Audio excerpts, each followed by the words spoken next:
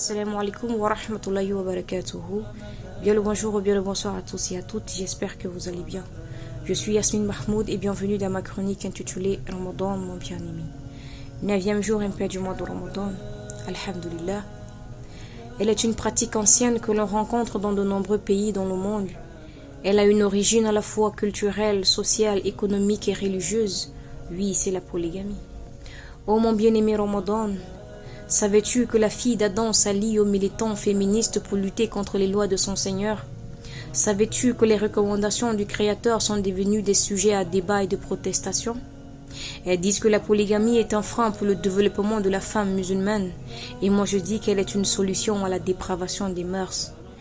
Elles disent que la polygamie est une prison pour la femme, et moi je dis qu'elle est une solution pour son épanouissement. Elles disent que la polygamie est la plus choquante des violences faites aux femmes, alors que l'ignorance de notre religion est plus dévastatrice et choquante qu'un feu de brousse. Elles préfèrent garder leur mari à elles seules et acceptent qu'ils aient des maîtresses à l'extérieur. Elles luttent contre ce qu'Allah a prescrit d'illicite et préfèrent voir leur mari dans l'illicite comme si elles détenaient les clés du paradis pour eux. Elles disent que dans les foyers polygamiques, l'éducation des enfants n'est pas optimale et stable. Et moi je dis que la meilleure femme au monde ne peut donner que ce qu'elle a. Alors éduquons-nous d'abord. Et si chaque homme épousait une seule femme, soyez-en sûrs que l'homosexualité, les personnes transgenres, la prostitution, les bâtards, les viols, les suicides et les grandes maladies, le taux élevé de célibat chez les femmes, la fornication et l'adultère se multiplieront sur terre à la vitesse TGV. Allahu musta'an.